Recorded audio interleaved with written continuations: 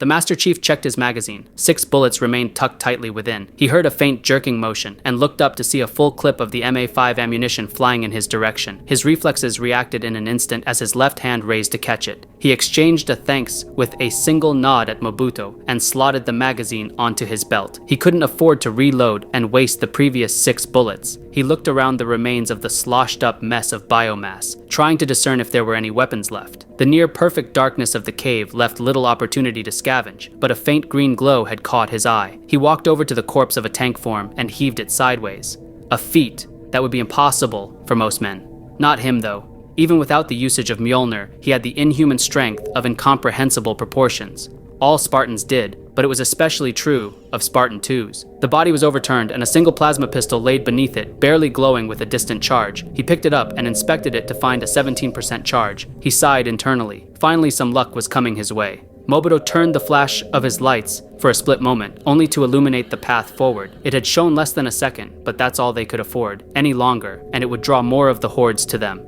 It was, however, long enough for the entire fire team to visually memorize the next 200 yards ahead. The Spartan program enhancements had increased their vision in ways inexplicable to a regular person, and while they could see far greater ranges of light, the cave was actively sucking up all signs of life around them, from light to biomass. It did nothing but consume. Chief took the plasma pistol on his secondary weapon slot and kept a mental note to be ready to use it. He stepped forward to lead the party once more, followed by the last of the Spartan 3's. The steps behind him were almost noiseless, even in Mjolnir, but the squishing of guts and infected mass at their heels killed any chance of absolute stealth. They walked and walked steadily and slowly. They were trapped inside the belly of a mawing beast, a cave, which was certainly not a natural formation, covered wall to wall with puke-green, bubbling tumors. The walls shook and rumbled, craving. It had a hunger that could not be quelled. Not until it devoured every sentient being in the galaxy. Chief's eyes darted from side to side as minuscule ampules of movement caught his attention. He knew the Gravemind was fully aware of their location, but couldn't ascertain why the millions of bodies that had joined the undead fleshy masses had not descended upon them. The flood. It controlled the entire ring by now. There was no doubt of that either, so why were they still alive? He turned back to look at the remains of his fire team. A Spartan with a record nearly as extensive as his own, former assassin, the only survivor of the fall of Reach, last of the Spartan 3's, Noble 6. Chief had wanted to designate him in the roster in his heads-up display as Reaper 2, but the Spartan continued to use his moniker of Noble 6. He hadn't spent long with the team, but they had changed his life profoundly. Chief knew a thing or two about life-changing friendships. A distant but still painful memory grazed his mind. Samuel 034's smile faded quickly from his memory, but not permanently. Sierra looked further back at the 2 Spartan 4's. Reaper 3 and 4 were Jonathan Doherty and Marvin Mobuto.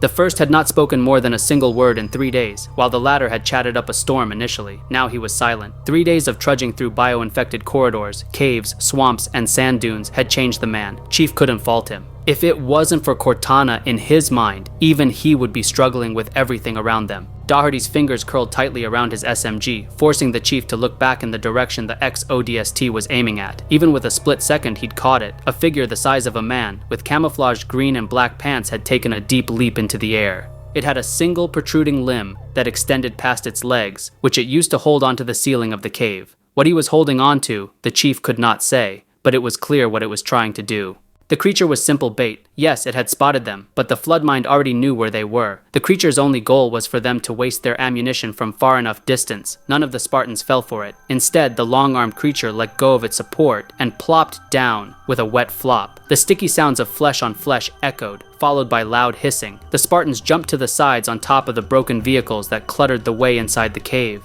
The battle that had taken place inside this place was fought between warthogs, scorpions, wraiths, and ghosts, and the remains of 100 vehicles were scattered around. They had jumped on top of the vehicles, knowing what the hiss had signified. A sudden rush of spikes erupted from the ground. They rose and struck out wailing from side to side, trying to catch the Spartans off guard, but failed. Chief's knife found its way to and through several tendril artices, while Noble 6 cut down a dozen on his own, with the gold glow of the energy sword in his care. Cortana made a jest inside his head, suggesting he was jealous, but he was too spent to be making jokes. She had jokingly suggested the Arbiter had preferred the assassin Spartan over the Chief, as he had trusted him with the Prophet's Bane instead of the Master Chief. Chief, something with little to no merit behind it. But Chief got to rethinking why the Arbiter had given such a precious gift to a human when those two had barely known one another. There was a bond of respect between them he was unaware of, but this wasn't the time to ask. Instead, he focused on the infected Marine and his hulking octopus arm running in their direction. He picked his target carefully. Even in the dark, he could make out the features of the man trapped inside that body. He felt some pity in his stomach, but he knew that was no longer his fellow soldier. Instead, he aimed to make a quick kill painless. A round burst through the chamber of his assault rifle and exploded out the back of the infected form's skull. It didn't even bother to slow down. Instead, it simply crashed into the floor with a muffled squish. Chief was suddenly jacked to the side as a tendril reached out from the floor onto the warthog he was crouching on and smacked him furiously on the back. He was sent down, reeling from the sudden strike onto the floor. He could see the appendage morph into the floor as it caused the mass to bulge out, rushing at him. Now is when it was most vulnerable. A single shot could pierce through it and immobilize it. Not exactly kill it, but the time it would take to heal would be enough for them to be long gone from this cave. He tried to reach back for his assault rifle, but it had flown too far away with the force of the hit that landed him on the floor. His shields were at less than 50% after the previous hit, and knew this next his would hurt more than necessary. That was until a swishing sound careened through the air and a knife rooted itself on the exact spot the tendril was at. The membrane popped into puss and stopped squirming around. He looked up to see Mobuto's arm extended. It was his knife all right. Chief went to grab it when he felt a sudden hold of his leg. It pulled him down, away from the knife.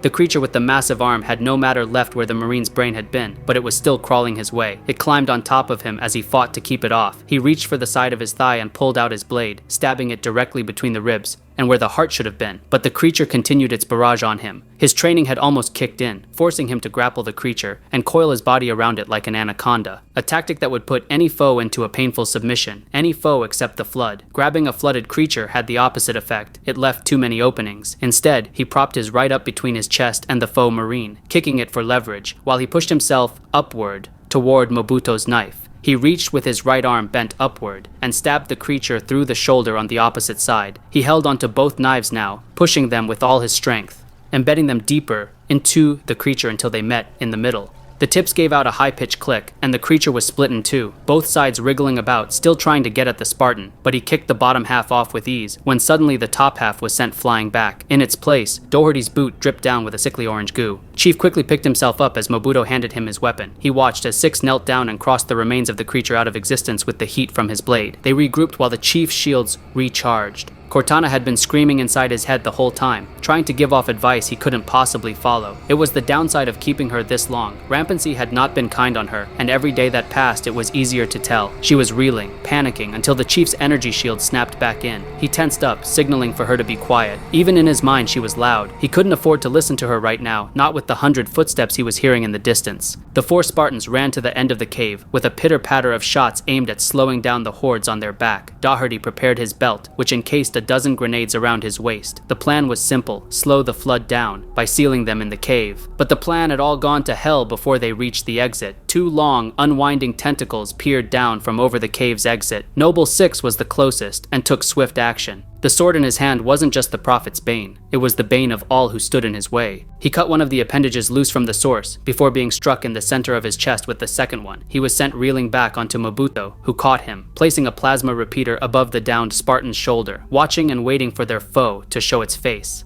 The tentacle-like arm on the floor crawled to the cave exit until the perpetrator showed its face. It slithered down the cave wall and dropped with a seismic shake, blocking their exit. It was a creature they had become all too familiar with over the last few days. In front of them stood a Juggernaut. The creature easily towered over all of them, even now that the Master Chief had caught up with the rest after slowing down the rest of the horde behind them. It shambled to them slowly, but that was only a psychological tactic, they knew. They had seen firsthand how fast these creatures were, and the slow walk was nothing more than the puppet master, the Gravemind, trying to burrow into their inner thoughts. The Chief had finally joined them, clicking his weapon at the foe ahead. Much like their hopes, it was empty. He holstered his assault rifle and reached around for the plasma pistol on his hip, knife on one hand and pistol on the other. He took a step forward. Noble Six stepped up on the creature's left as the faint glow of his sword began to sputter out. It wouldn't last long, and it certainly wouldn't last long enough to defeat this monster, but he had to try. Mobuto nodded and turned away. He would hold the rear, lighting up the tunnel with blue lights as his plasma rifle repeatedly spewed out bolts of melted matter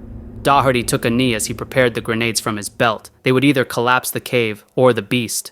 The creature's tentacle had made a full crawl onto the Juggernaut and reattached itself, melding it as if nothing had happened at all. Chief charged forward, blasting pellets of plasma at it, avoiding the first tentacle and jumping over the second. While both attacks redirected towards 6, he ducked under one and shifted his shield to full strength against his shoulder to bounce the second hit off. Chief jumped on the broken ghost remains beside the Juggernaut and used it as a jumping pad onto the flood beast. He swiftly landed on the Juggernaut with his knife jamming right into the creature's face. 6 had jumped up into it as well and embedded himself into the creature with his golden glowing sword, narrowly avoiding a second pass from the creature's extended arms. The plasma pistol on Chief's hand overheated, and he let it slide out of his hand onto the floor. There was no time to wait for a cooldown, and with 2% charge left, it was easier to use his fist. He began striking his bare fist onto the creature's hardened outsides, cracking it, breaking it, turning it into a mashed up standing pile, but it kept swinging. Doherty had been prepped to blow it up, but not with both Spartans still clinging onto it. He took pot shots at the creature's hoofed-like legs, attempting to knock it off balance, but it did not give way. The battle was seemingly a tie. That was until everything went wrong little by little.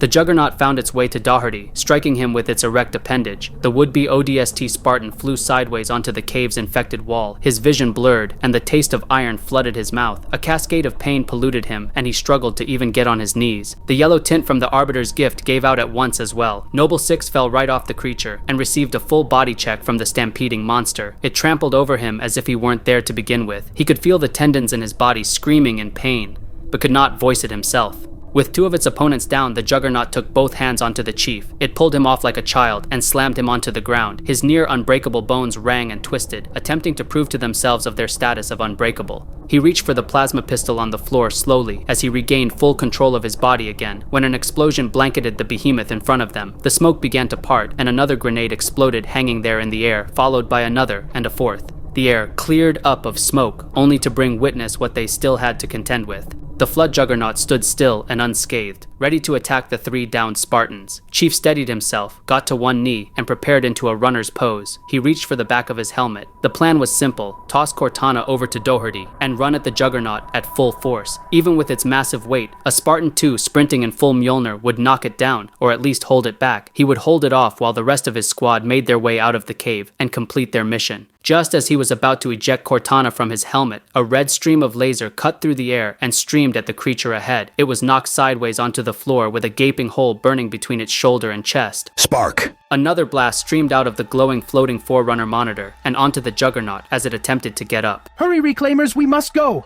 6 assisted Doherty in a quickened pace, and Mobuto ran after them. They exited the cave following the monitor, heading for a Covenant Spectre that was not on fire. Doherty hopped on the gunner seat, while Chief 6 and Mobuto pushed it out of place. It had been stuck between 2 broken down wraiths and countless gulps of biomass on the floor. Finally unstuck out from the ground, the vehicle whirled to life and hovered over the floor gently, a meter from the ground. It began to rack some speed, and the Spartans hopped on it with 6 piloting. Chief took a carbine rifle holstered on the side panel inside the Spectre and turned to the monitor. We have to get to Infinity, blow up its core reactor. We can't let the Flood escape off this ring. Did you hit your head during that fight, Reclaimer? The vessel known as Infinity is gone. Gone? Gone where? Its remains are scattered all over the valleys of the South Quadrant. Remains? The Infinity was the strongest ship in the UNSC's arsenal, built with Forerunner technology. Which is precisely why there is remains to begin with. Its battle against the Shadow of Intent and the Shadow of Looming Vengeance left it in critical condition. The captain decided to disable the slipspace drive and crash it onto this installation, as opposed to letting the Flood control it. There were 100 of your kind infected on board already. We could not let them spread out to the galaxy. Infected Spartans? They wouldn't just sit and die from the crash. We'll have to face them sooner or later. Where are the remains of the Shadow of Intent? Scattered into several million pieces around the ring's orbit. And the Arbiter? His location and status are unknown. He wouldn't go down without a fight. Not until the very end. Not him. What about the Shadow of Looming Vengeance? Unknown. Captain Lasky called his tactics against the ship something named Mutually Assured Destruction.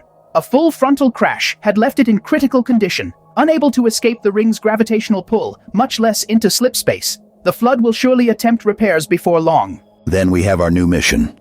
This short story is just to see if anyone was interested in a full story with Chief, Noble 6, the Rookie, and Marvin Mobuto as Fireteam Reaper. It would be set on Installation 07 and follow their exploits as they run out of options to fight the Flood. If you're interested, leave a like and a comment. I'll be taking suggestions for characters and adding them to this fun story.